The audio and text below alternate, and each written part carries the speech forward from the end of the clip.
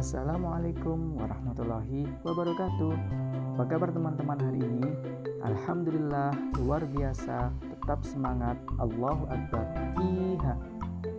Perkenalkan, nama saya Atal Fauzi Azizi dengan NIM 19140103. Kali ini kita akan membahas materi kelas 5. Tanpa basa-basi lagi, langsung saja kita menuju ke materinya. Let's go.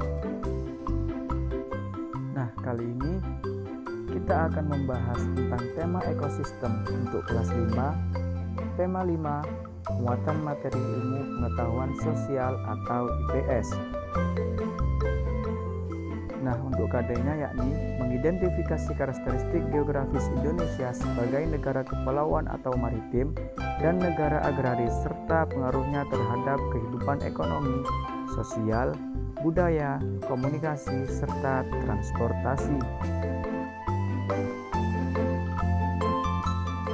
Nah, untuk KI-nya, KI 1 menerima, menghargai, dan menjalankan ajaran agama yang dianutnya. KI 2 menunjukkan perilaku jujur, disiplin, tanggung jawab, santun, peduli, dan percaya diri dalam berinteraksi dengan keluarga, teman, guru, dan tetangganya, serta cinta tanah air. KI 3 memahami pengetahuan faktual dan konseptual dengan cara mengamati, menanya, dan mencoba berdasarkan rasa ingin tahu tentang dirinya, makhluk ciptaan Tuhan, dan kegiatannya, dan benda-benda yang dijumpainya di rumah, di sekolah, dan di tempat bermain. KI 4 menyajikan pengetahuan faktual dan konseptual yang jelas, sistematis, logis, dan kritis dalam karya yang estetis, dalam gerakan yang mencerminkan anak sehat, dan dalam tindakan yang mencerminkan perilaku anak beriman dan berakhlak mulia.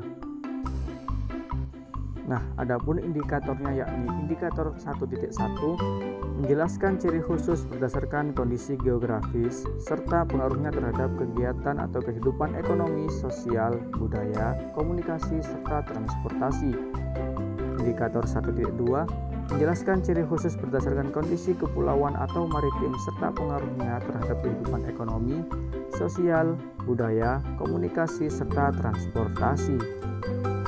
Nah, adapun tujuan pembelajaran materi kali ini adalah yang pertama, mengetahui letak geografis negara Indonesia beserta ciri khususnya. Yang kedua, mengetahui ciri khusus 5 pulau besar di Indonesia serta pengaruhnya kepada kehidupan masyarakat. Nah, langsung saja untuk materi yang pertama, letak geografis negara Indonesia.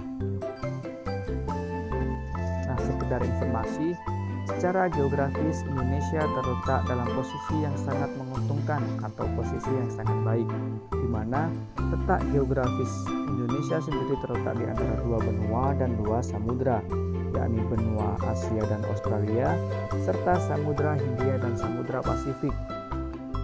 Sehingga Indonesia dilalui oleh jalur ekonomi dunia yang sangat menguntungkan tentunya. Nah, dari letak geografis negara Indonesia ini ada beberapa dampak yang ditimbulkan. Yang pertama yakni 2/3 wilayah Indonesia berupa lautan. Yang kedua yakni julukan negara maritim dengan luas laut yang sangat luas atau kekayaan laut yang melimpah, dan gelar negara agraris karena tanahnya yang subur serta mayoritas penduduknya yang bermata pencaharian sebagai petani, memiliki 2 musim, akibat pengaruh dari adanya angin muson barat dan angin muson timur dari letak geografis negara Indonesia, di mana angin muson barat berhembus dari benua Asia menuju Australia, melewati Indonesia dan Samudra Hindia dengan membawa uap air yang begitu banyak sehingga Indonesia memiliki musim hujan, serta angin muson timur yang bergerak dari wilayah utara Australia dengan membawa uap panas dari gurun tersebut di wilayah tersebut menuju ke benua Asia yang menyebabkan Indonesia memiliki musim kemarau. Nah, untuk dampak yang terakhir yakni bentuk negara Indonesia yang berupa kepulauan dengan berbagai keberagamannya. Nah, untuk materi selanjutnya kita akan membahas tentang 5 pulau besar Jawa, Papua, Kalimantan, Sumatera, dan yang terakhir Pulau Sulawesi. Nah, yang pertama yakni Pulau Jawa, dikenal secara umum sebagai sektor daerah yang lebih di sini bisa diartikan lebih baik daripada daerah-daerah yang lainnya atau lebih maju dalam segi pembangunan. Lekatnya kebudayaan adat istiadat dengan terkenalnya sebagai masyarakat yang santun, terkenal dengan komoditi utama tebu dan padi, sehingga mayoritas masyarakatnya mata pencarian petani, dengan sebagian lagi bermata pencarian sebagai nelayan, serta majunya potensi dalam sektor pendidikan selaras dengan pembangunan fasilitas yang memadai. Nah, selanjutnya yakni Papua, terkenal dengan hasil tambang material mulianya yang sangat melimpah, memiliki masyarakat yang berperan sebagai garda terdepan menjaga kelestarian hutan. Hal ini dilakukan oleh masyarakat Papua sebagai bentuk kesadaran atau bentuk sadar akan pentingnya hutan dalam kehidupan bermasyarakatnya.